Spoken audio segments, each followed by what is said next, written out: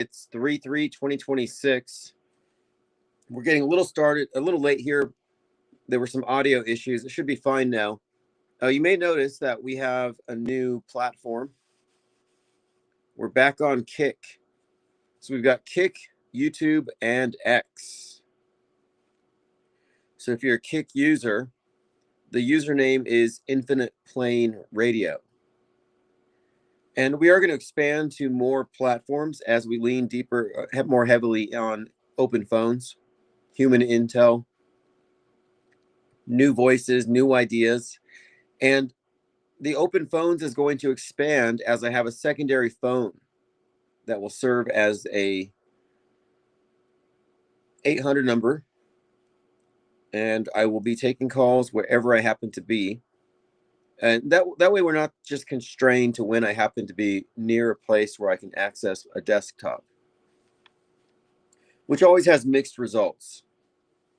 And the laptop is fine for now, but I don't think the audio is absolutely optimal. But the situation with the phone will be much better. The secondary phone. I've had this idea for some time. All right, audio is good. We were live earlier with Fakeologist. We talked about vintage predictive programming, like 1954 Suddenly, starring Frank Sinatra, who resurfaces in 1962's Manchurian Candidate, before a Manchurian Candidate killed JFK in 63, and then 5 years later, his brother, Robert Kennedy, at the Ambassador Hotel. The director of the Manchurian Candidate having been directly associated with both of the Kennedys.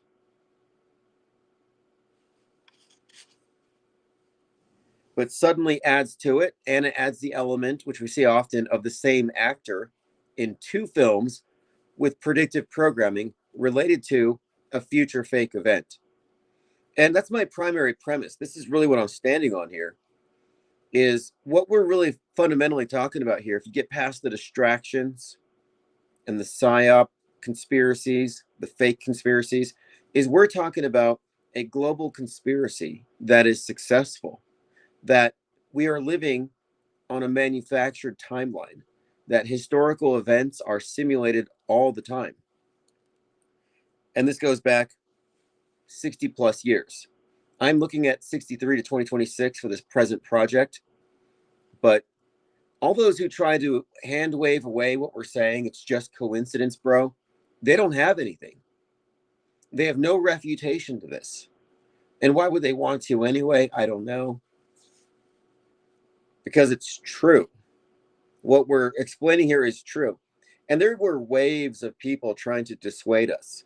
The simulation theorists came through all at once, like a cult. And they said, there's no way man could make these connections. No way man could orchestrate the release simultaneously of entertainment and associated fake events. No way man could do that.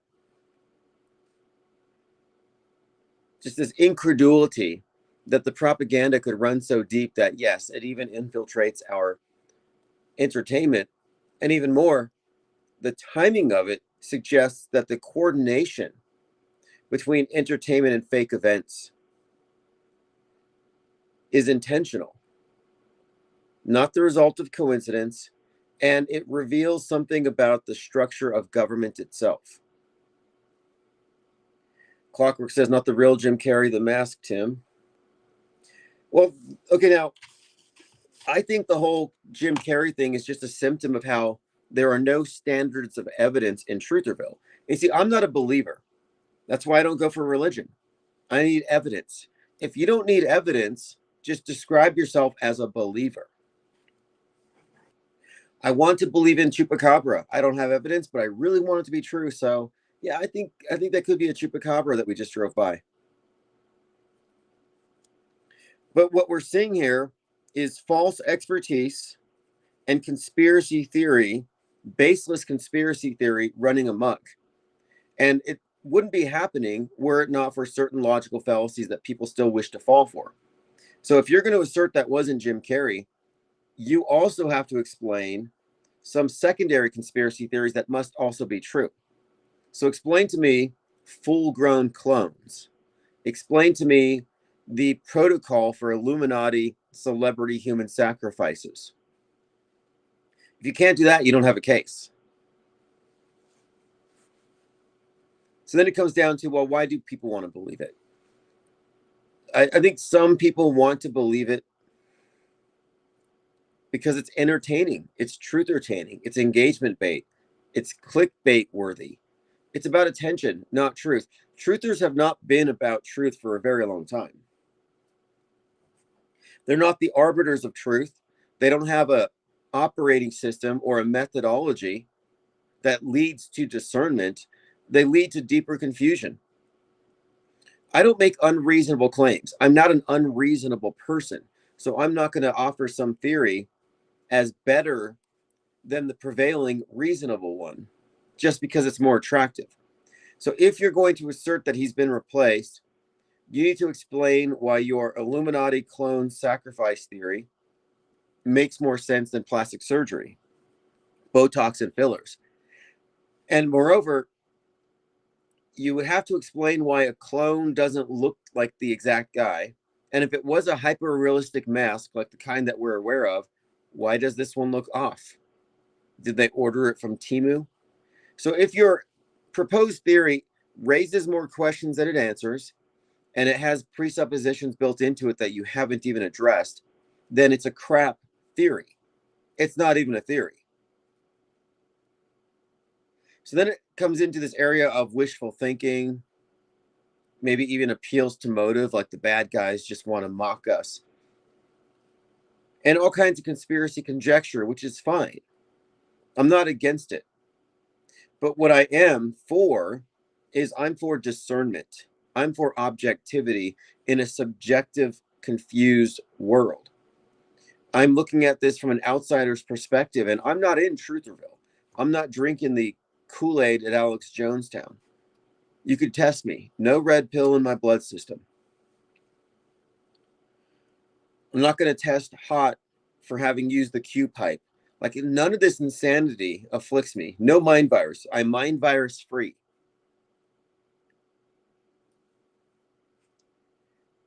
And what I'm pointing out is that low standards of evidence need to be pointed out and revealed because we have a better operating system than that. If I thought it was a more viable explanation that Kerry had been replaced, then he got some Botox, I would say so. I would stand on it. But I'm just watching the trend and how this is being perceived. And this gives me an opening because as I begin to introduce the handbook for the recently deprogrammed to the world, I decided I'm going to start directing it towards the more mainstream minds so I can triangulate against the conspiracy drunk. And people are drunk on conspiracy. And that is a conspiracy. It's an active measure to make you look crazy to everyone who thinks about things. And some people will say, well, I don't believe the news. Well, yes, you do. You see, the news has two faces: mainstream and alternative. And if you're alternative, you're not skeptical of alternative. You're only skeptical of the mainstream, and vice versa. Mainstream is completely skeptical of anything non-mainstream, but they believe everything from their own side. So that duopoly is what keeps everyone triangulated against one another, and it keeps them in a controlled, closed informational system, keeps them manageable. In other words, mind controlled, programmed. And I'm outside of the programming. That's why this one didn't hit me. Like, I can understand the personal incredulity, the argument that I'm incredulous this could be the same guy because he looks so different. I understand that, but I'm approaching this as a blindfolded skeptic. And the blindfolded skeptic is simply that we're not at the point where we can rely on visual glitches and mistakes to reveal hoaxes. We have to be able to look at these things more analytically. And if they really did want to hide somebody or replace somebody, why wouldn't they have used a digital deepfake or a mask that was perfect? They've got perfect masks. You're saying they're going to use one that's imperfect? So then you have to add on to it. You have to invent a theory that they do it to toy with the truthers so we can look crazy. Okay, that's a cool theory or explanation, I guess. But it brings up other elements as well. Like an actor decided, let's go ahead and give myself some egregious surgeries in order to trigger the conspiracy theorists for a few days. Like, I don't see the motive there. I don't. And the idea that he's been replaced. Okay, if you're saying he's been replaced, then you're telling stories. Because what is your evidence for this? Meanwhile, we're trying to do a fact-based analysis of recent fake history and fake historic events like the assassination of Charlie Kirk. And everything that we're doing, we're backing with citations, receipts, reasoned analysis. So we don't need to mix in with the unreasonable. So again, if that's your proposition, you should at least admit, I'm not beholden to reason and logic. I just like crazy things, so I like the way they sound. You should at least admit that you're straying from a rational parsing of the facts and you're introducing narratives and stories, just so we all know where you're at. Jamarian May says, isn't the slogan of the IPS fake until proven real? What makes it real? Exactly. That's the basis for auto hoaxing.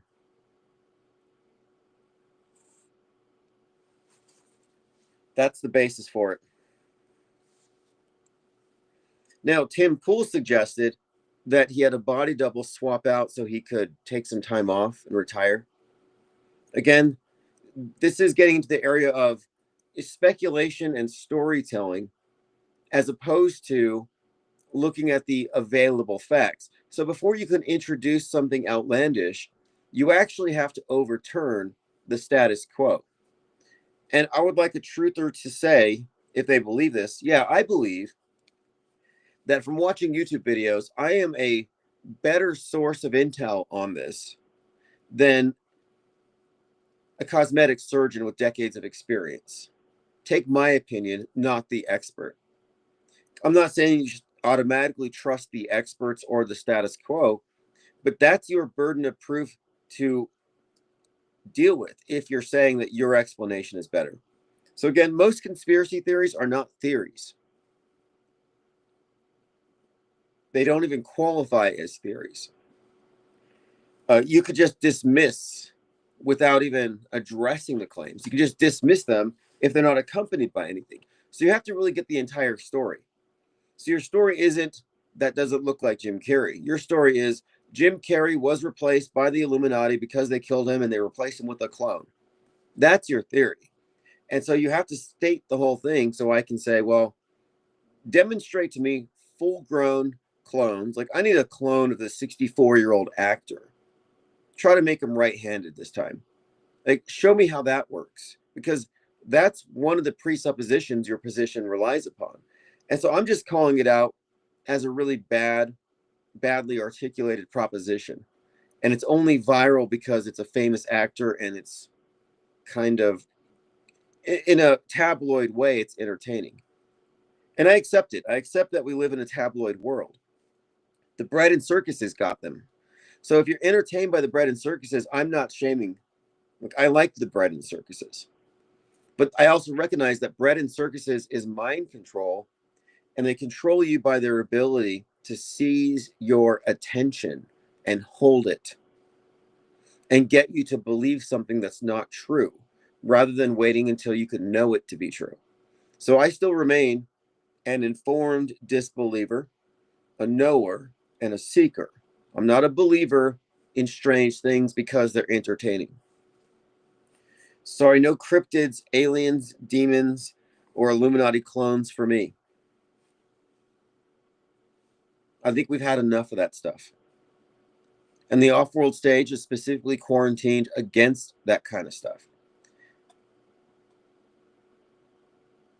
All right, let's see here. Going through some comments starting 10 days ago. Spirit Jordak says, Gnosticism makes a lot of sense. The Matrix and Truman Show are Gnostic stories, to name a few. Why would the psychopaths in Hollywood push it? Even Kate Perry, when she went on the Amazon ship, she came back praying to Sophia, creator of the Demiurge. Kind of suspicious. Yeah, I do find it very interesting and curious. Like, why is it being presented in so many movies as a subtext? Not really sure. I have no answers, but I think it's very conspicuous. What I see is the esoteric versus the exoteric. But why is it there? Media has supplanted religion, and so I'm not surprised it has an esoteric aspect. But why do they give us the exit manual in so many movies? Very good question. Infinite Muse says sea otters hold hands while sleeping so they don't drift away from each other. It's called rafting.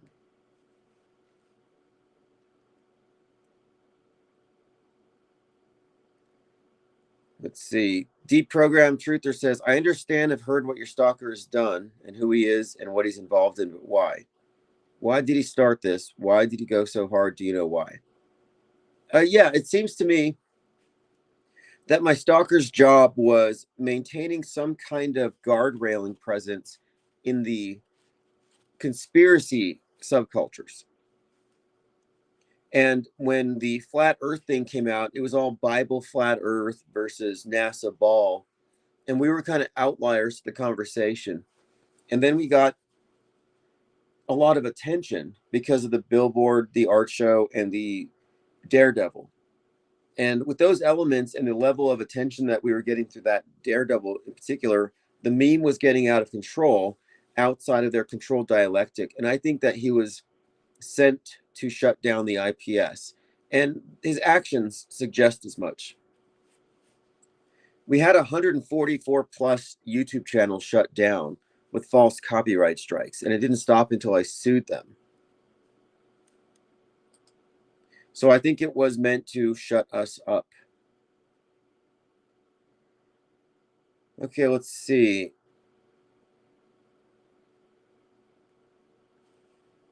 Vincento Mania says, Truman ain't looking like Truman anymore.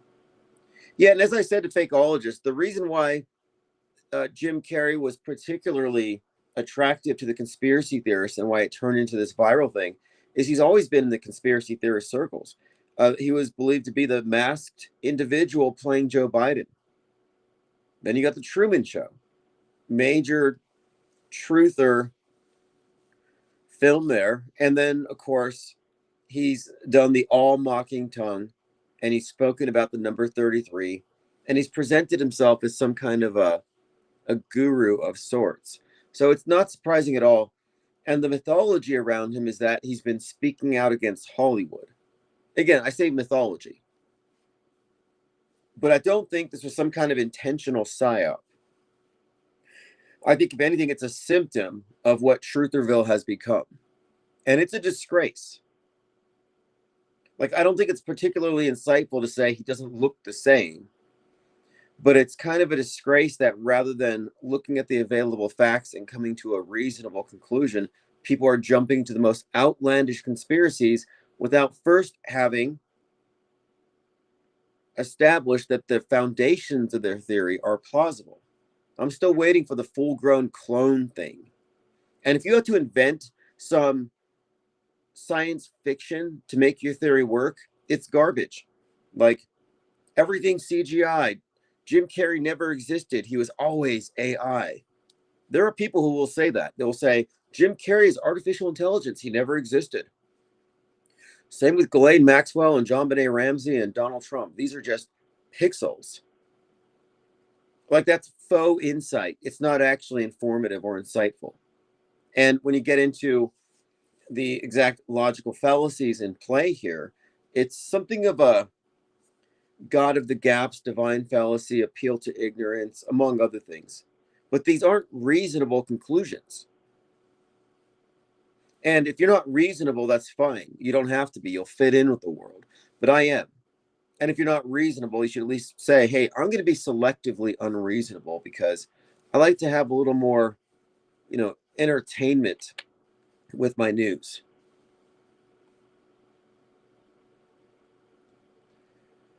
Auto Hoaxer says Jim Carrey needed to look different to throw us off the scent of his Biden mask.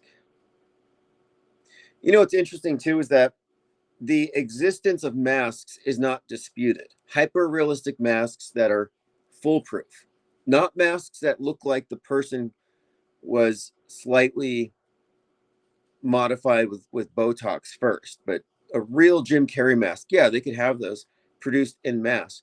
But the whole topic of masks includes the premise that we've already been deepfaked, that for decades there are people on the world stage who have never existed. So the level of deep fakery, the depth of the Truman Show illusion is something that we're just barely scratching the surface of. But the whole topic of masks has been diluted with QAnon nonsense. So it's a dead subject. Punk Mom says, check out Stephen King's Dead Zone.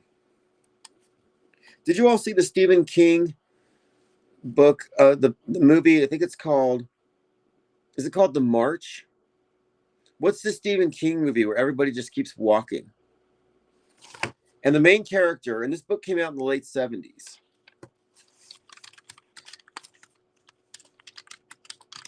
The main character is number 47. It's called The Long Walk. So it's from the point of view of number 47. And so you see Stephen King walking down the street with a 47 around his neck. But the whole premise is anybody falling below 3 miles per hour gets shot. So it's like a march to the death. So a dead man walking. So I took the subtext from the Trump deranged Stephen King to be Trump is a dead man walking. And people are saying there's no way that's possible because the book's from 1979. Yeah, it is possible because our history is written in advance. Someone had called today on the Fakeologist show about a comic series called The Wall. And there's a character in it who apparently looks just like Trump.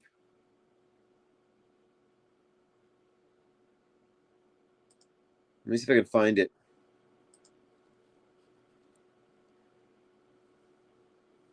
It's true. Okay. In 2017, there was renewed interest in a 1990 comic strip by Peter Cooper.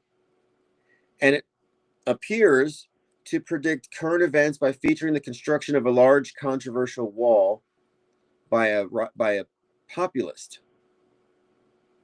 So I'm going to have to bookmark this.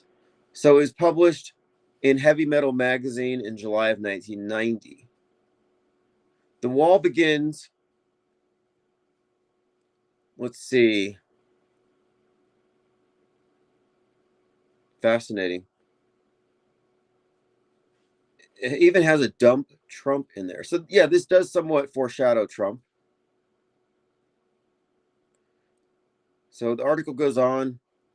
In the story, Trump isn't president, but he's fully recognizable. He says, the idea came to me after a visit to Berlin before the wall came down, and Trump was a well-known real estate mogul at the time, and the pieces of the story fell into place. I wish my pen, instead of predicting the future, would change current events. So again, it's called The Wall, and it's got a Trump-esque figure. It's actually based on, I think the image is 100% Trump. So we'll look into that. I'll share a link. But what I was pointing out is that as I do this great deconstruction and start mapping out these characters on the world stage, it becomes increasingly clear that we are living in a reality TV show based model where our history is consistently modified and augmented. And it's not just random disparate events, but it's a continuous sequence of events on a script, which is what I term meta script.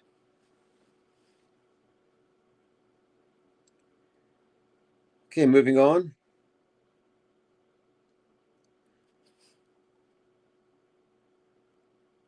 Terry NKC says, what are the lines in the sky if not chemtrails?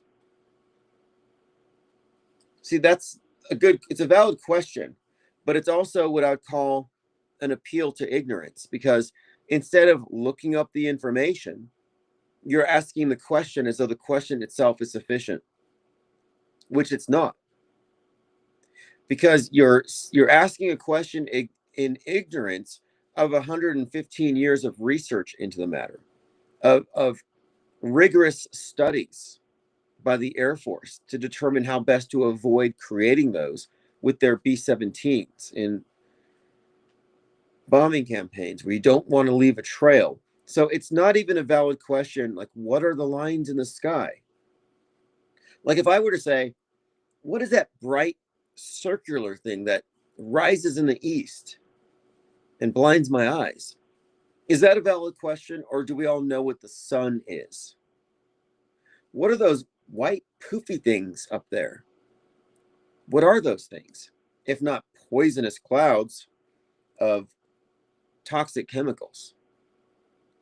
Well, it's very well known what they are and what forms them.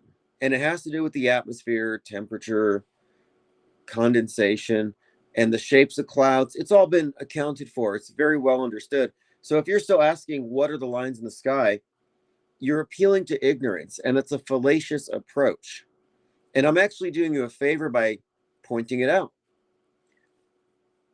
Because if you fall for logical fallacies, it means you have holes in your mental immune system. The more holes you have in your mental immune system, the more you're basically a MAIDS patient, an untreated MAIDS spreader. And by MAIDS, we mean mental AIDS. Thank you, Big Hair Tsunami, 20 Blue Shields, Verkjun, Cassandra, THC Jack 420, The Gray Bush 81, Conscious Reality, Alpha Ucker 5, Mark Simmons, Nothing is Coincidence, Quays 404, Vip John, Scott Rankin, Friendly Ghost, Kinda Mike Archangel, Day Raven, Santero, Uncool Ben, Into the Break, Ryler 05, Portal Complex Studio, LBB Store have all received. Blue wrenches etched with IPS and a shield. So now the blue wrench, blue shield. So again, Terry, that's not a valid question. What are the lines in the sky? That's an appeal to ignorance fallacy, and it's a vulnerability that you need to patch up. She goes on to say, it's a total mind F what they would do with Jim Carrey, the Truman guy. They made it obvious. It's either someone who looked like him or it's a mask that looks like him and Val Kilmer who's wearing it, giving us a clue. I'm a right-leaning ex-voter. I can't stand anything political. That's good. I could care less about the war. That's good. I've heard my whole life Iran's on the cusp of getting a nuke. I don't care about Epstein, Trump, Erica, JFK. I don't care.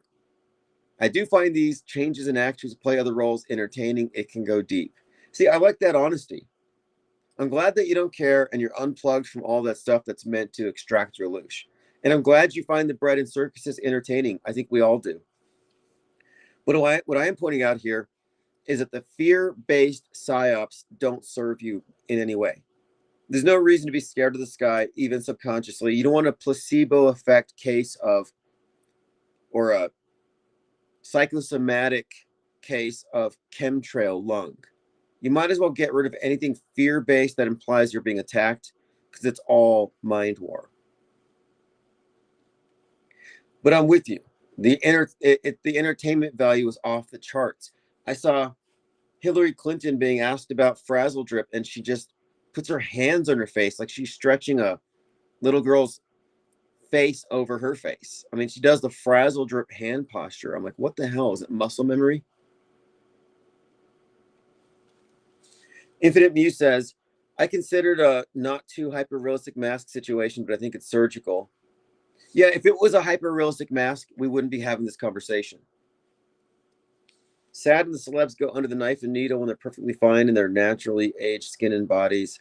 Yeah, I mean, are we looking at body shaming, ageism, unrealistic expectations? And I think people are particularly shocked with him just because he's so expressive. And when you embalm your forehead, you kind of lose that. She goes on to say, maybe there's a medical reason or an accident. We don't know, but entertainers are generally insecure. Yeah, and if he was insecure before, think about how he feels right now. Pressure from the industry to try to remain youthful is insane. I always think the befores are more attractive than the afters. You know what I would do? If I was an actor and I needed to remain like looking 33 forever, I would wear a mask of my younger self to work every day. Never age. Terry says, how would that change his mannerisms, personality, and voice? He's known for his facial expressions. No way that was his face. No, this is precisely what you would expect. Could it have been him wearing a mask on purpose, pretending to be him? Why the mind fuck?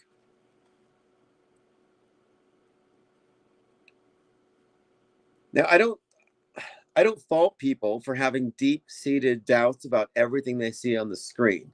It's not like they're not justified.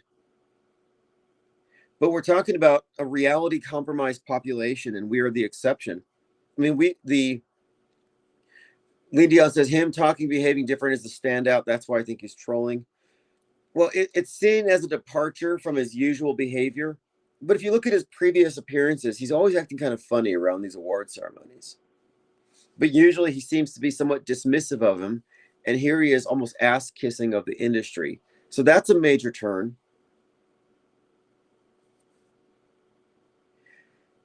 But I don't know. I mean, I'm judging Truman and then a 64-year-old version of the same man. And I must have missed something in the last few years. I mean, I had seen him recently talking about people holding the head of Trump. So he seemed to be following along with the liberal orthodoxy.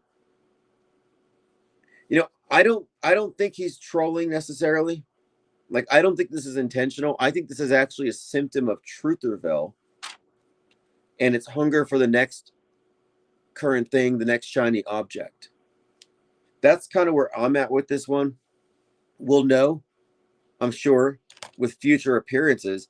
But I've also seen him act in that persona we saw, like he's like really high or something. I've seen him act that way previously in different appearances. So I don't even know if I can say it's out of character. And then people throw doubt on it for me when they say, well, he used to be left-handed. So that's not even true. So I still don't see the conspiracy angle here. I think it's the same guy, but I think this is blown out of proportion because of the incentive to make this a click generating story, and it's blowing up. Jamarin says Neil Sedaka died at 84 a few days ago. What's your take on the 84 deaths? Yeah, like Savannah Guthrie's mother.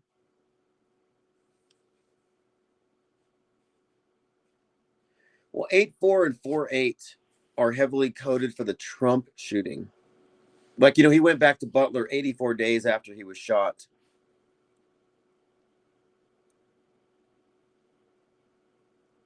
Tracy says, basically, who cares about these dumb ass distractions? Well, to answer the question, I would point to everybody. And that's another red flag for me. The uniform certainty that he has been swapped, that has me questioning, okay, it's either a psyop or something. Lean says, let's push that he's Epstein in a mask. Yeah, I like the Val Kilmer thing, but I could roll with Epstein. Epstein in a mask. Zeus Wayne says, obvious double. And this is the other thing, too. The certainty people have. So this false certainty. We have to be skeptics, and before you could arrive at that certainty, you do have to confront whatever has been established as the truth and then challenge that directly. So I still need someone to refute for me the take on this from the various cosmetic surgeons, especially about the eyes. I think there's adequate explanation. But it's a work in progress. I'm willing to say I don't know, but I'm not willing to just appeal to possibility. Like, it's possible he got killed for saying too much about the all mocking tongue. So they replaced him with a clone that was sitting in a cryogenic freeze in France. So it came out speaking French, and it's right-handed, but hopefully nobody notices. It's like, if a conspiracy theory requires auxiliary theories to make it plausible, then it runs afoul of my Occam's razor approach, which is let's go with the simplest explanation first. Matt Gertz says, IPS, we said it, WW3 will be broadcast on Netflix. Yeah, I have secondhand embarrassment for General Flynn, who's sharing flight simulator footage and saying, pray for these brave men. It's like, okay, let me pray for these video game characters. We live in a video game. We live in GTF or GTA, Grand Theft Auto. We live in so many overlapping fictional universes. But I'm just trying to maintain a hard line when it comes to reasonable, rational versus irrational. And if I'm going to make an unreasonable, irrational claim, I will say so.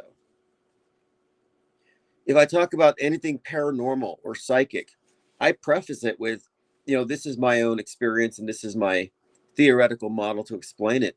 But I don't posit it as evidence, as proof of something, because it's falling into the realm of subjectivity.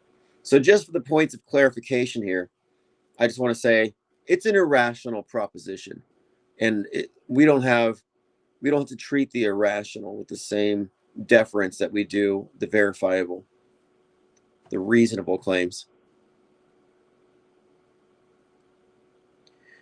Paradoxymoronic says, in the TV series Mad Men, season 3, episode 9, a fictionalized version of Conrad Hilton demands his ad agency include Hilton Hotels campaign with a claim that there will be a Hilton on the moon.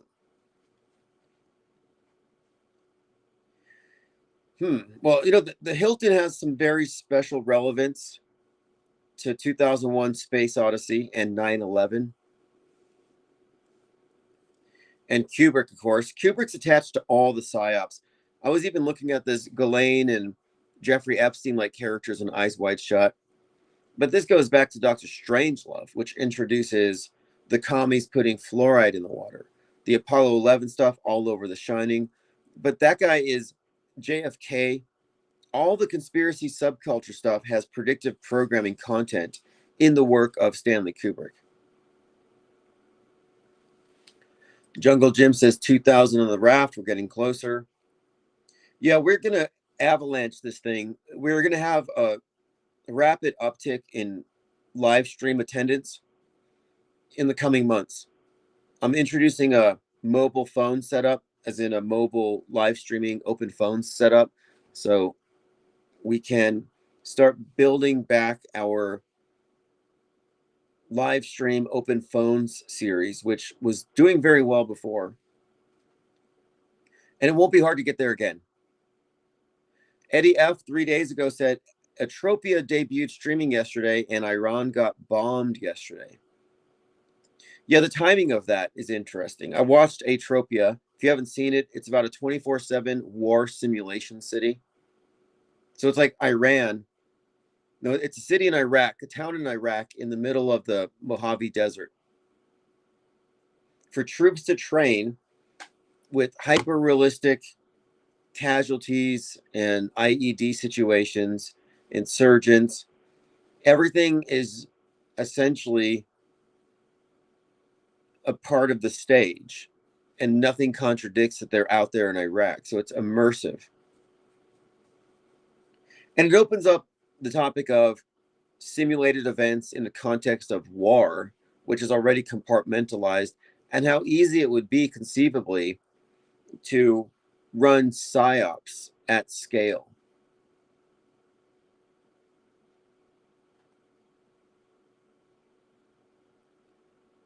TSWH8 says, so are Russian vids and juxtaposition one misinformed or controlled opposition on chemtrails? Why not debate them? I said both. The people who push chemtrails can't steel man the other side. Generally speaking, the chemtrail people are like, what are those lines in the sky? They can't actually explain the process of condensation trail formation. And that's a matter of being misinformed, ignorant, and refusing to confront facts that might contradict them. So it's like kind of fear. And what I said is these chemtrail channels don't debate. And he said, why not reach out to them to arrange a conversation?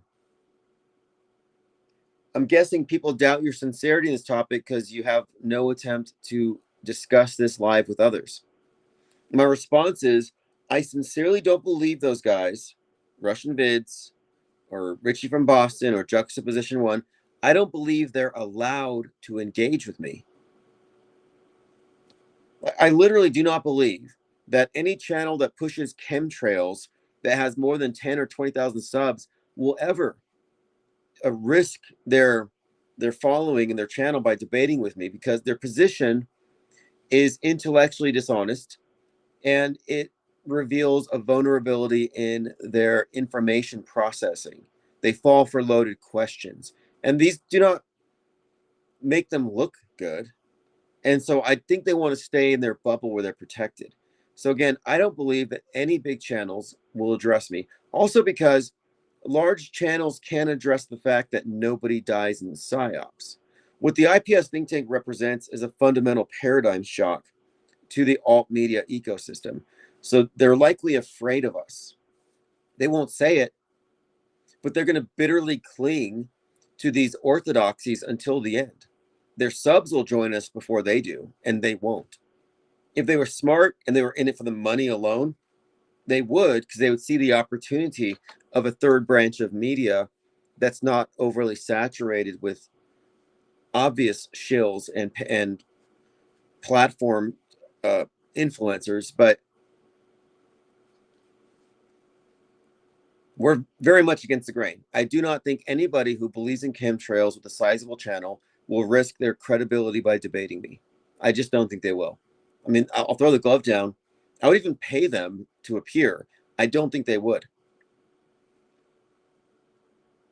And that's because they would reveal that they're arguing from a place of ignorance about something for which there's plenty of information.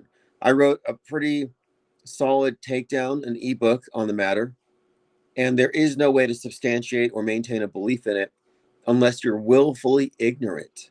And nobody wants to be exposed as willfully ignorant and refusing to believe the truth because it's inconvenient. That's as bad as lying.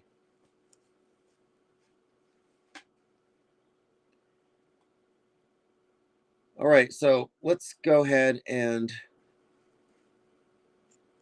open up phones. If you want to call in, 505-510-4226, and change my mind. Prove me wrong. I'm not married to any of these conclusions, but I do maintain that we here at the IPS think tank do have the right answers. And we do have to push back. I had to push back for years. For years, I had to push back against simulation theorists who said, the only reason why you're noticing patterns is because we live in a simulation. There's no way there's no way humans could coordinate Netflix and PSYOPs. Well, that explanation hasn't aged well. Practically nobody's using it. But I pushed back against the peer pressure to capitulate to the simulation god, which is a non-explanation.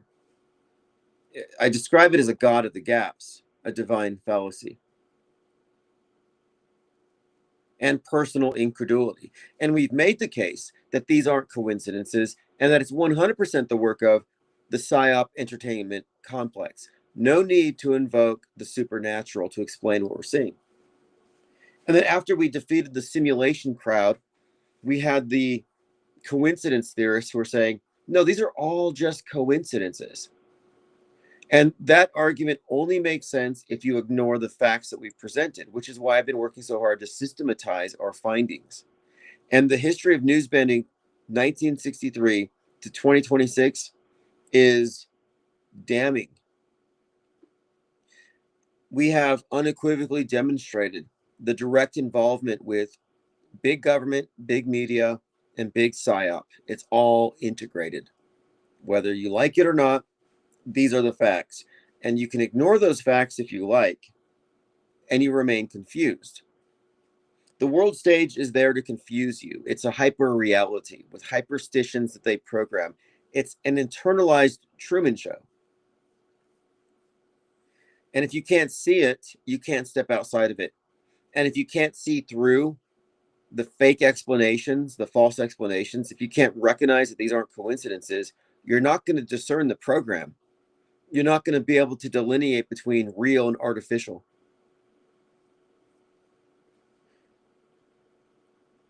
But again, it's safe in the bubble. I get it. We're not reaching out to the people who are seeking the comfort of conformity. And alt media is 100% conformity at this point. There's no free thinking in there. You can't claim to be open-minded if your point of view is centered within a closed informational system. By definition, you're closed-minded. The only open-minded perspective on media is the one inclusive of systemic long-term fakery and in recognition of what the accumulated fakery means for the present real-time consensus worldview.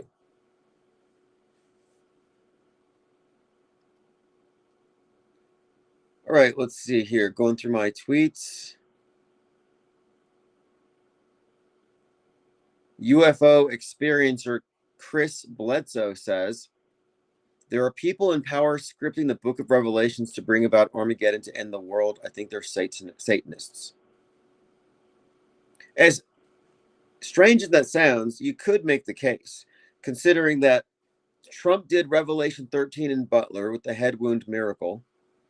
And I don't think you can really separate Mind Wars, Michael Aquinos, the Temple of Set, or even the Satanists in general, or the occult presence from any of this stuff.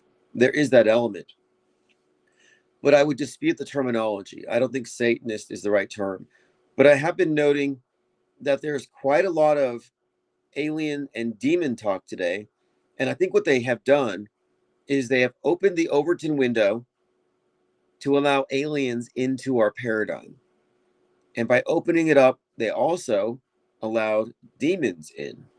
Because again, aliens are for the left, angels and demons are for the right, or progressive and traditional worldviews, science-based versus more traditional superstitions. But science-based superstitions, like aliens. Aliens are a superstition. There's no scientific evidence. Here's a quote from Arthur Schopenhauer. Religion is the masterpiece of the art of animal training, for it trains people as how they shall think. The majority of men are not capable of thinking, but only of believing, and are not accessible to reason, but only authority. You know, one of my favorite quotes, it comes from the Dune Messiah, Frank Herbert. And this one here, and I put this in my last book. This one is very much what I'm talking about all the time. He says, they are not mad. They're trained to believe, not to know. Belief can be manipulated. Only knowledge is dangerous. Again, that's Frank Herbert, Dune Messiah. So this distinction between believers and knowers is fundamental. It's the only reason why I made a big deal about the Truman thing, is because at best you can believe him. You can believe he's been swapped out. But when it comes to what you can actually know, you're kind of left at, there's a gap there. We kind of have to accept a little bit of confusion or have a little bit of faith rather than direct knowledge. And if there's not enough to actually know it to be true, but not enough to believe it, you have the option of being an informed disbeliever. Again, these might seem like overly nuanced, nitpicky distinctions, but our objective here is discernment. There's no gray areas here. There's real and there's fake. If you're on the fence, I don't know if it's real or fake. You're not really on the fence. You're opting out of holding to objectivity for some reason. And a lot of people, I think, are conspiracy theorists because of the sheer entertainment value. Like, obviously, it's entertaining.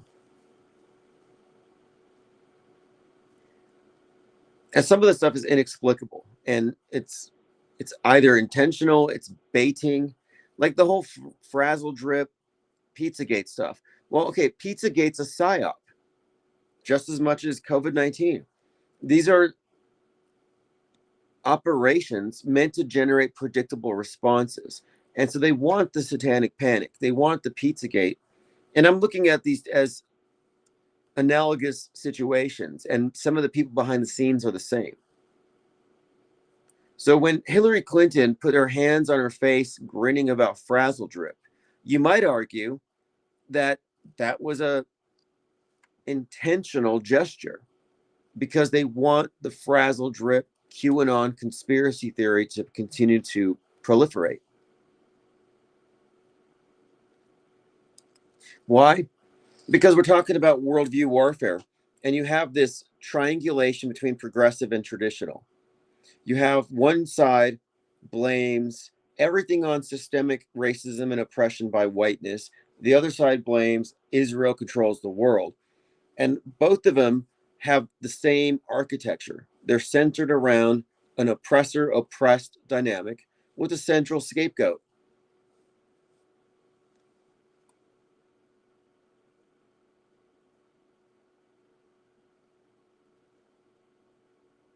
So Dr. Clown PhD said, I'm losing my faith in humanity when I see how many people think he's a clone or somebody in a mask. What's the point of it? It's easier for people to believe it's a clone than bad Botox.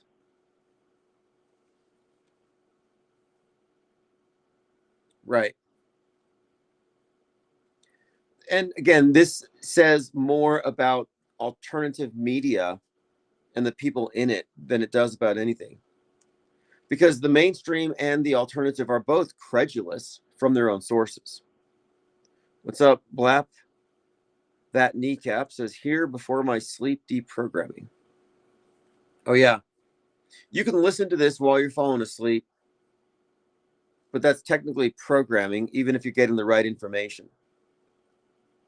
Deprogramming requires conscious deliberation. So apparently there's a video game called Sandy Hook Elementary. It's a game where you shoot through the window. They've actually recreated the room and the actual names of the victims. You can play it on Roblox. It's a recreation of a real school massacre with minimal maturity settings. Oh, Roblox took it down.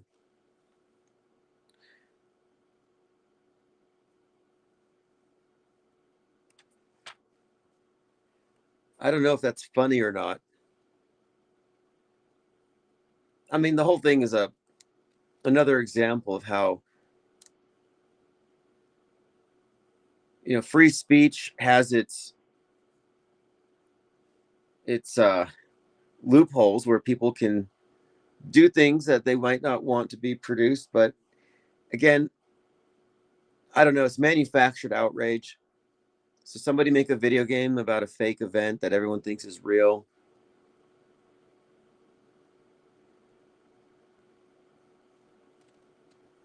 In 1928, Freud's nephew published Propaganda, the Public Mind in the Making. It's the blueprint for controlling modern society. It's not a conspiracy theory. Quote, the conscious and intelligent manipulation of the habits and opinions of the masses is an important element in the democratic society. So they're talking about group psychology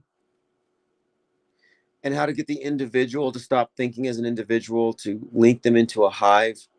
And what we have are two hives, hive on the left, hive on the right. And some people might think that they're middle ground and they're level headed. It's like, no, when it comes down to it, there's an illusion of internal diversity of thought, but it's not real. It's very much lockstep conformity. And the way they maintain it and continue it and prevent it from collapsing into some kind of unity is the two opposing sides are triangulated against each other on every issue. That's why I advise people to unplug from the anti positions on anything, because every anti has a pro. You have to be anti pro and anti anti. Take the position of none. I don't drink Pepsi. Am I anti-Pepsi? No, I'm a non-Pepsi drinker. You see that the reasoning here is that if you take an anti-position on one issue, you're automatically in the same demographic as all the other brainwashees in every other anti-position. So you're now a foot soldier in the mind war, a useful stooge for Big Brother, warring against your own interests. Otto Hoax says Jim Carrey's teeth are different, obviously an impersonator. He even joked I'm dead in the vernacular slang, equating to that's so funny. Well, I don't know that it's obvious. I mean, you say it's obvious to you, but it's not obvious to people who suggest that maybe he's had some dental work done, some hair work done, not to mention the work on his face. So what's more likely? That along with his Botox and his new hair, he had something done with his teeth, some veneers, or that we're dealing with an impersonator who received the award. And then what? If the impersonator doesn't look like him, is he ever coming back, or has he been replaced? And if he's been replaced, it raises a lot of questions. I mean, you can stand on that, but I would still maintain your proposition is irrational. It's not reasonable. And you cannot come off as sounding reasonable. Not that I care what other people think about my views, but I'm not trying to lump myself in with the people who cannot discern real from fake. There's a qualitative difference between an off-world stager and somebody in the alt media realm.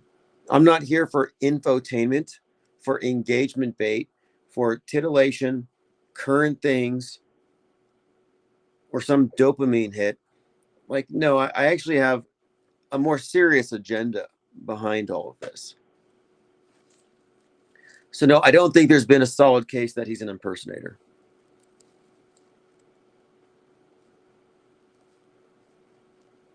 But again, I'm saying that given his proximity to conspiracy culture, it's not a surprise that this has blown up.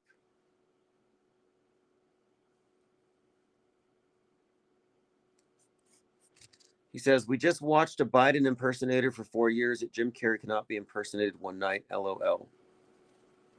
Well, I'm saying, okay, if that's your take on it, I would consider it to be a low information take. I don't think we have enough information to make a final determination on that point. Like, I think there's plenty here to settle on plastic surgery. But if you're going to suggest that he has been replaced, I think you're going to have to wait a few more days, a few more weeks, and get some more video content from him before making that case. Copacetic says Alex Jones put out a video about it being an impersonator. Oh, yeah, it's mainstream Trutherville stuff. You can agree with Tim Pool and Alex Jones. But I'm saying that these are purveyors of confusion. They want you in the realm of uncertainty where you can't rest on facts.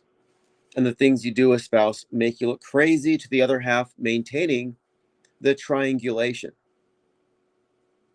Like, I don't need to look crazy.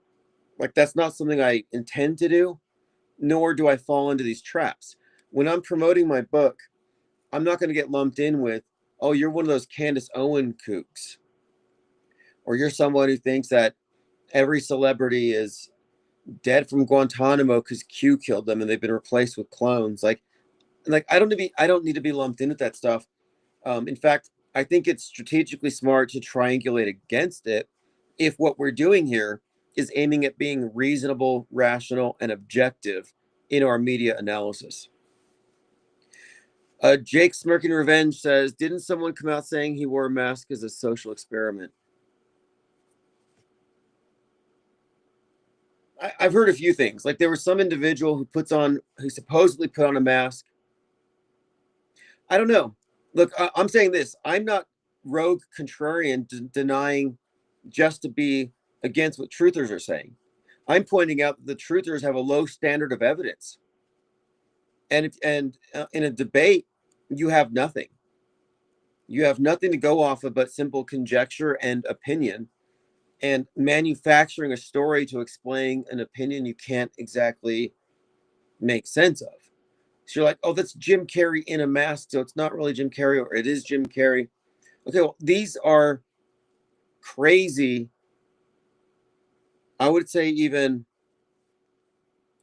absurd propositions, like the Mandela effect.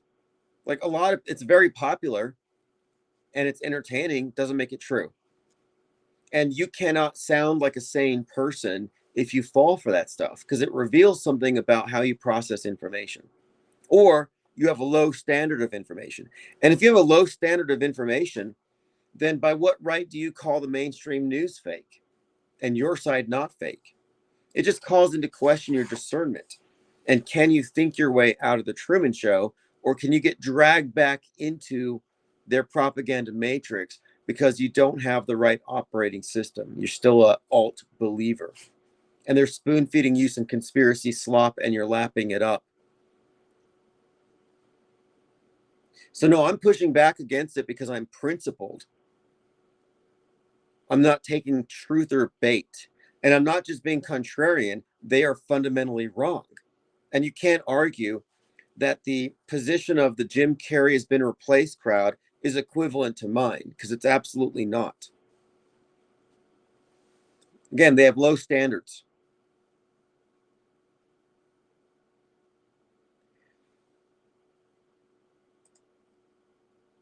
So here's an account called Set Pixel says he's had an endoscopic brow lift.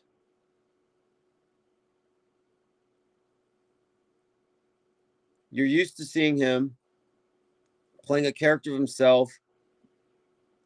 See, hairline, wrinkles, mark on his cheek, teeth. It's just him with a brow lift.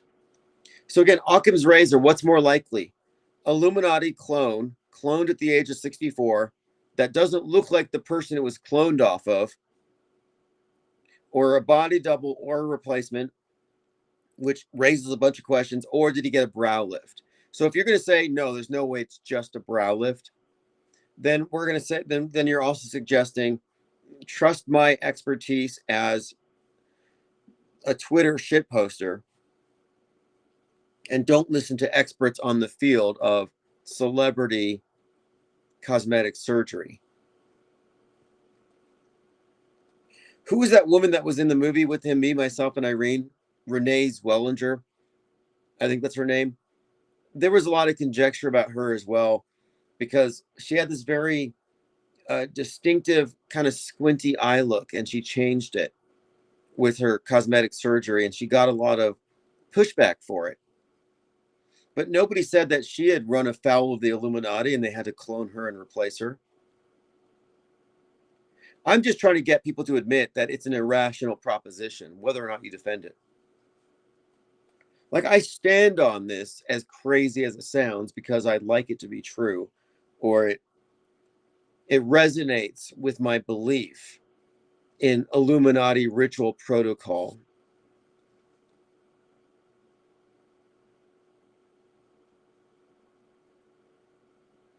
Cubstar says maybe the clone got a brow lift after escaping its own Truman Show.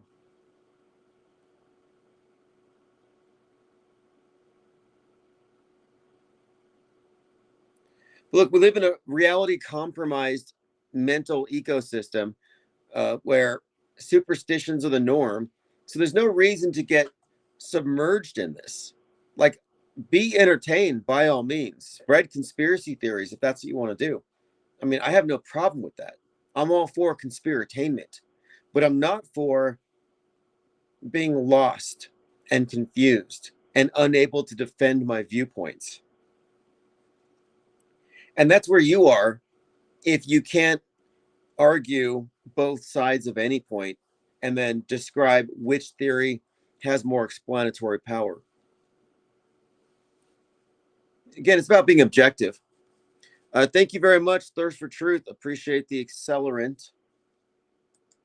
You know, we have a fleet of tanks. We have a lot of projects ready to go live. Ready or Not says, hey, Tim, if you mentioned Jonah Mendez or showed a video of her interview. Yeah, I've talked about the hyper-realistic masks. I wrote a book on it called Deepfaked, and I suggested that This deep fake technology has been around for so many decades that it's reasonable to presume that we already have been deep faked by many characters and we have no way of knowing. That technology was declassed at the same time people started talking about digital deepfakes, which I took to largely be a distraction from the damage they've already done. So we have already been deepfaked. Our reality has already been immersed in illusion. Deep fakery isn't coming, it's already here.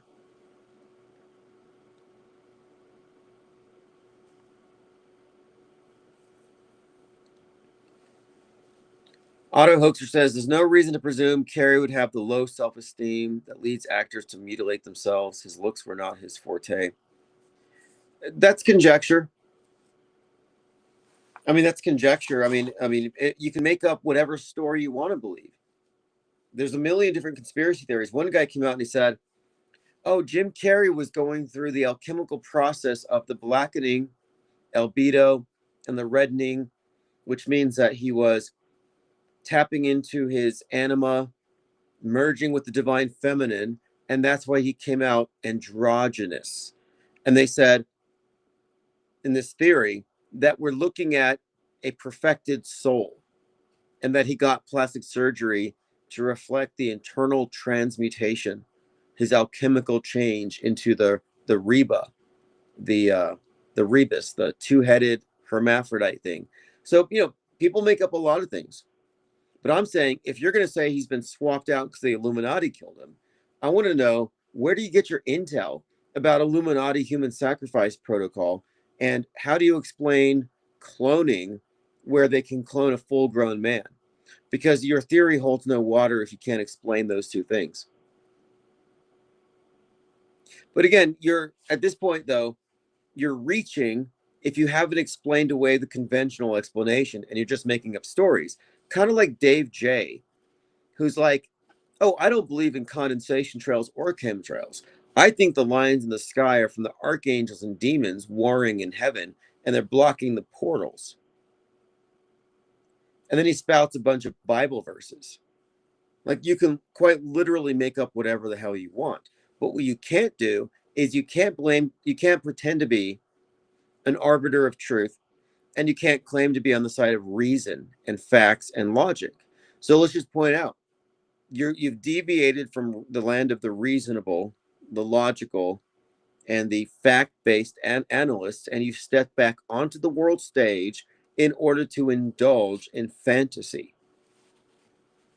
Again, I'm not knocking it. Maybe that was, oh, maybe that was Charlie Kirk. You know what? That's what it was. The elite wanted to mock us that Charlie Kirk's not dead. Said, "Charlie Kirk, we had to kill that whistleblower, Jim Carrey, because he was revealing too much, but we took his skin off, and we need you to wear his skin as a mask and then speak French for 15 minutes at some award show and just troll the truthers." Jamarian May says, "Tim, curious, how does one prove that cloning is real? If a DARPA whistleblower came out and said so, it would be classified as a PSYOP. If white papers were released, they would be claimed AI." Okay, I would say this. Cloning isn't fake, but the type of cloning that we're talking about doesn't mean that you can just press a button and a double of somebody comes out, but the Timu version. So to say cloning, you're kind of positing that there was like 20 Jim Carreys that were hatched at the same time. It's not like you could just 3D print a new Jim Carrey. I mean, that's science fiction. And if your theory requires science fiction to be tenable, well, then you've fallen out of the realm of reason and logic. Like the same people who say Jim Carrey never existed, he was always AI and CGI. Okay, if I came out and I said to you, guys, this is all to distract you from the fact that Jim Carrey never existed, would you think that I'm serious or in any way based in reality? Or would you look at that as faux insight, as posturing, as having some special knowledge? Because nobody can reasonably claim to me that Jim Carrey never existed. And yet there are people who make equivalent claims, like Ghislaine Maxwell never existed, or whoever, fill in the blank, never existed. The never existed, everything is fake crowd, they're just adding mud, just mudding the waters, poisoning the well. Active measure, adding confusion. And I'm here unconfused. And so if you're saying he was replaced, you have to admit that you're confused. Lily Bell says, I'm sick of hearing about how the AI is going to rule the world and make people obsolete and take everyone's job. How is AI going to mop a floor, cut a lawn, or fix a car? Yeah, it's needless pessimism. I mean, I would like for robots and AI to take over like Taco Bell. Just basically the food industry in general. You wouldn't have to tip, and you wouldn't have to risk your health. I think it'd be a little more sanitary. But you're right. There are some things that aren't going to be replaced right away.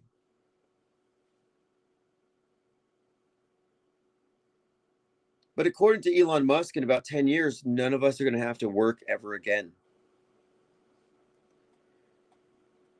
We talked about the Austin bar mass shooter. This guy wearing a shirt that says property of Allah. Might as well have just said, I'm the bad guy. I'm the villain in this psyop. They're so ham-fisted, but they want to make sure everyone gets the message. And I watched the footage. It's hilariously bad if you haven't seen it. The Austin bar mass shooter. You have these fake cops pointing and looking around, looking busy. A bunch of fake CPR. It looks like the Boston bombing or Vegas, but it's obviously a mass casualty drill. Jameer May says they suggest the digital jobs will be gone first. They speculate that analog or manual ones will take much longer. Well, you're not going to be replaced by AI. You're going to be replaced by people who know how to use it. I use it all the time. I'm very appreciative of it. In fact, I can do now what used to take a personal assistant and a studio to do. For example, it used to be some radio host has somebody paid to transcribe, write up a article about it, and post it on the internet, and then share clips and create blurbs and do sound bites. That's a job in and of itself that takes all day. I have that done automatically between Substack and Notebook LLM. I can do the work of a staff of people just with a few prompts. And it's becoming increasingly easier to automate the whole process. It's a leveling of the playing field because you want to be competitive. If you want to be heard, you have to be somewhat competitive. And if you want to be picked up by search engines, you have to have the transcripts, the quotes. You want to own your content, your catchphrases, buzzwords, or ideas that you originate. You want to have these things in your feed.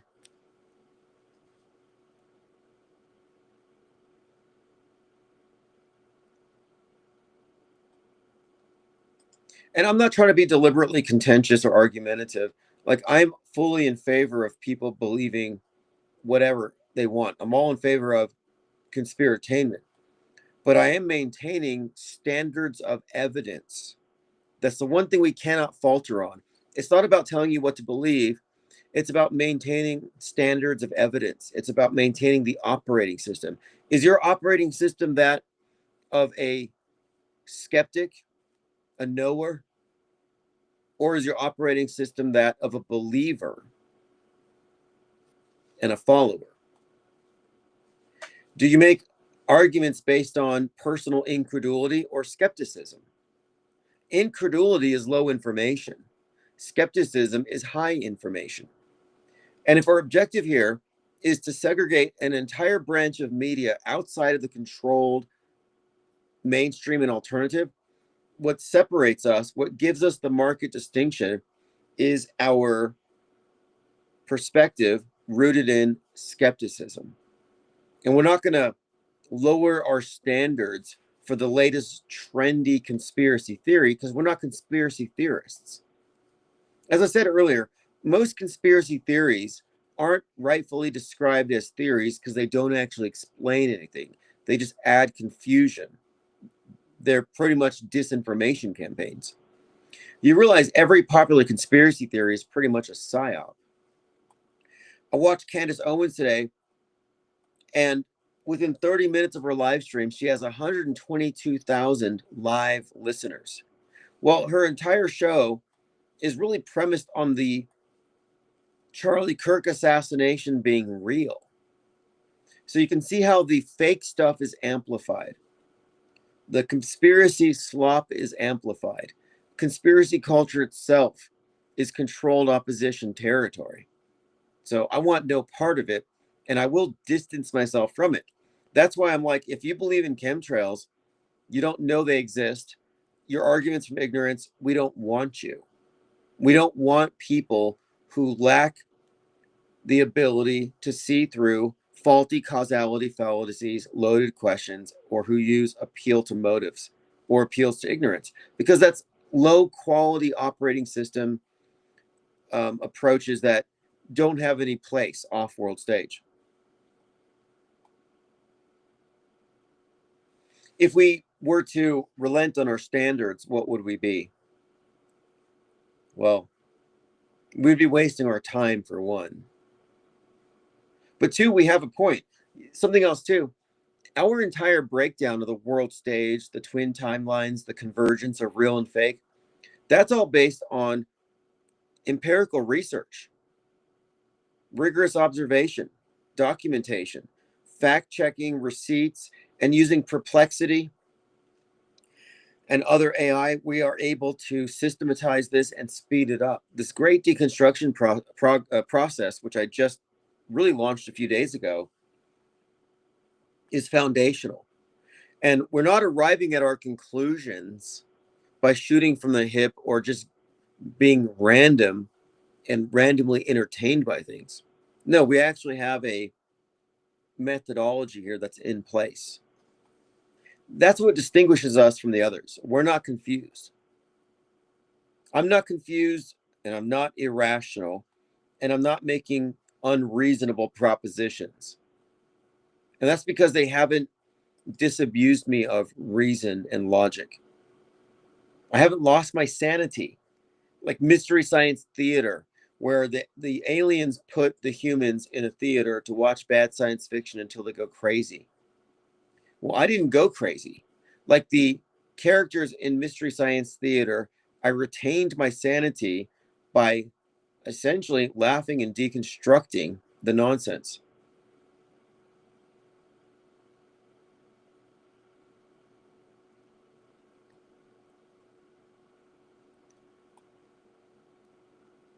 All right, let's continue here. Trump's commanders tell troops to prepare for Jesus to return and issue a chilling Armageddon prophecy. Whatever happened to the Great Awakening? Jameer May says, what's up with Jesse on fire with 600K followers ripping off IPS and auto-hoaxing in the worst way? Yeah, that's a very good question. I've seen that. I've observed it. They stole a title for this ebook I was working on. Or we just thought of the same thing. I'm not going to say it was stolen. But what they're doing, and we see this all the time, the controlled opposition will attempt to co-opt anything they don't control. So they're trying their best to co-opt those of us who call out media fakery. Their problem is they can't take the off-world stage perspective without undermining the world stage itself.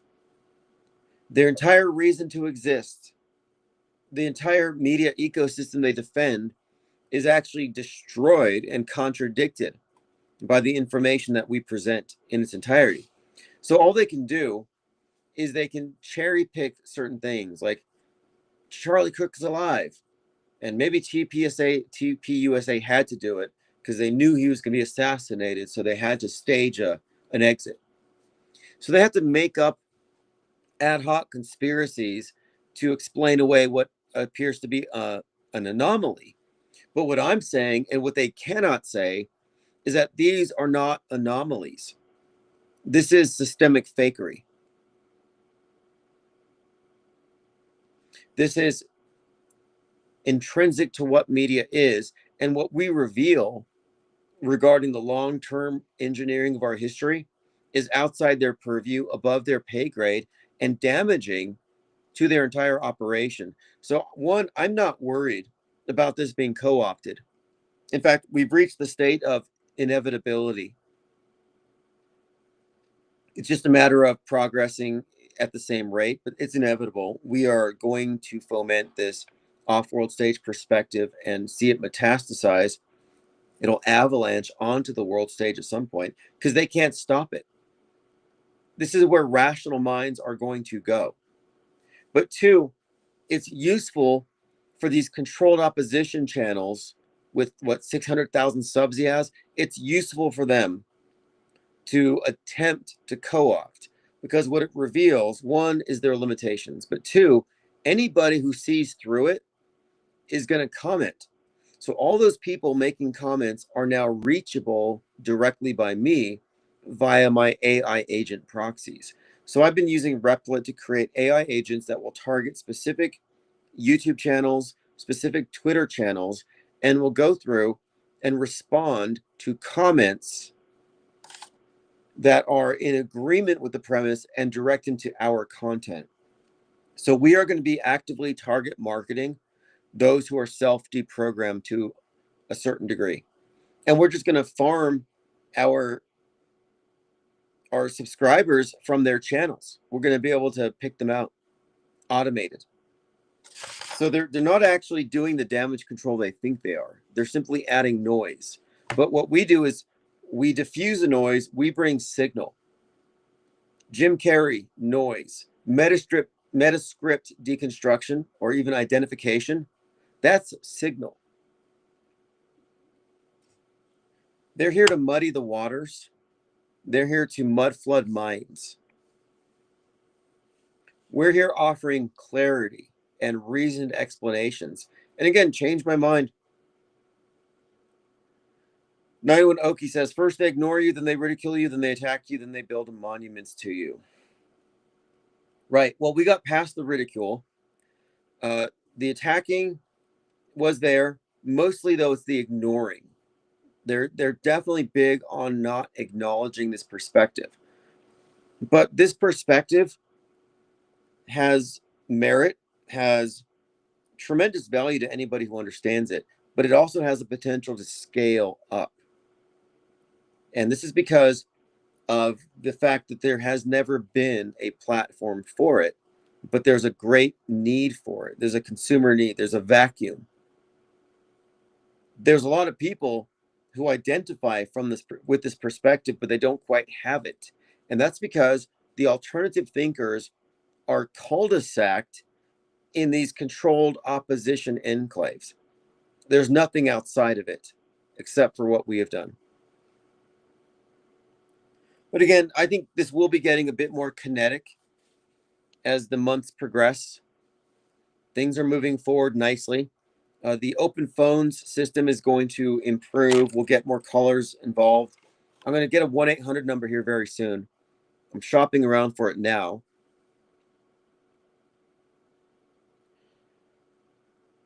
But the Great Deconstruction Project will be reaching a more publicly publishable format before the end of this month. And that's the foundation. Once that's out, we're all about scaling up. And we're going to unleash the bots. So I want to say thanks. Right now what we need are minds. Minds are key here. But the channel support is also important, because a lot of the stuff that I'm doing does require not just my time and attention, but there are costs associated with doing business. Financing the bots, for example. A little fees here and there, but it's all scalable. So the idea here is that the more we activate, the more we put into motion, the more it will self-finance. It will come from within. I'm especially looking forward to getting back on track with the PSYOP trading cards. The profit margin on those is incredible. Same with the tabloids. Jamarian says 1-800-GOT-HOAX. See, yeah, that's what we need. We need a good vanity number. I'm going to write that down.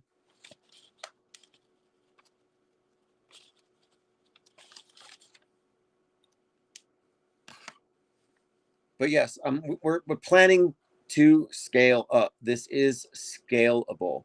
And that's why it's so important to be kind of nitpicky and purist about it, because we want the pure core before we scale up. We don't want to be 80% and then blow up and have a 20% of our group that is just problematic. No, we're just like, get off the raft. We're starting pure. If you want to go hit the harder stuff, the crazy stuff, go back to the mainland.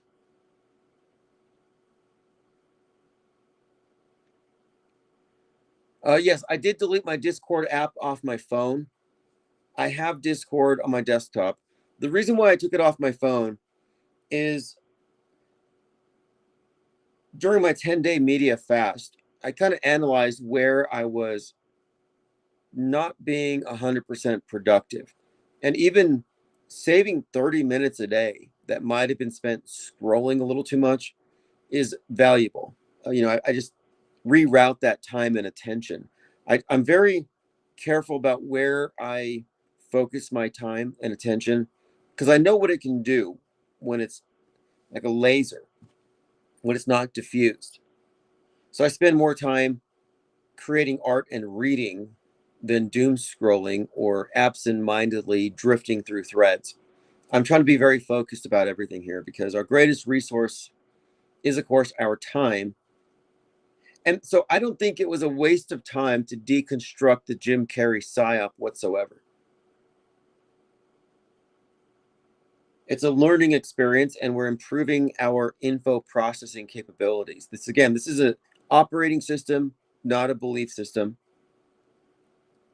And as the world becomes increasingly confused, where we have generals confusing video game footage for war footage and praying for video game characters, this is the trend. This is where things are going. There's no turning back. We're past the point of no return.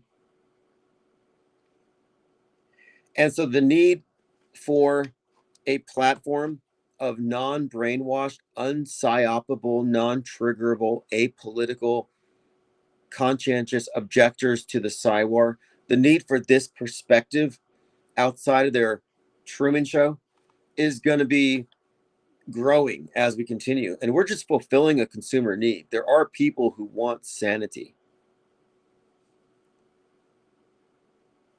91 Oki says it's bigger than just Jim Carrey. Well, it is in the sense that it reveals a vulnerability in Trutherville. They're vulnerable to truther bait and entertaining propositions, truthertainment. But that's it. In no way does the theory hold water unless you can explain the full-grown, fully mature clones. And again, it brings me back to, what exactly is the Illuminati sacrifice protocol? Like, you say something on a late night TV show and they kill you and take your face. I mean, how does that work again? And these are valid questions, because any conspiracy theory that you promote that rests upon other auxiliary conspiracy theories it's like an all or none. So show me the cloning vats, or you're introducing science fiction. And I don't live at fictive level 1. There's that Black Mirror season 6 episode where the character's told she lives in fictive level 1, which is why she's seeing her life play out on Netflix. Well, we're seeing Planet Netflix. We're watching real, quote, real life events happen that are concurrently happening on Netflix, because we live on fictive level 1. We live in a fictional universe. And I say we, although, I've opted out, but, I'm still on the world stage, even though I'm not of it. I don't believe in the ostrich head in the sand approach, because the default is everyone's misinformed. If you don't pay attention, you're simply under misinformed. That's not the same as informed. To be informed, you have to be able to delineate between the misinformation and valid information. So the only informed are the off-world stagers. You've got mainstream misinformation and alternative misinformation, but both of them rest upon an edifice of fakery, fake history, bent news, which we can prove with facts, with receipts. And that's the thing. And I've called this the crack Gwyn, the idea that there's going to be a critical mass and it's just going to rise up as this juggernaut, because it's true. Every single one of us is armed with facts, not conjecture, not half-baked conspiracy theories, but documented, systematized facts. And we're only getting, I think, more concise about it all. But we'll continue this conversation tomorrow. I think by tomorrow, I will have the new phone system set up. And at that time, I'm going to get an 800 number so that we can begin the process of also reintroducing the IPS Press Club. So if you're not familiar with the Press Club, if you have a press pass, you're essential. You're not lockdownable. But we're also making the point here that we have off-world stage reporting. We're not just media regurgitators, but we're in fact offering a new viewpoint outside of the controlled duopoly. And there's going to be more on that as this thing progresses, but we are going to require an extensive presence of independent observers / reporters. So many of the people who call in are press pass carriers. We're going to reboot everything.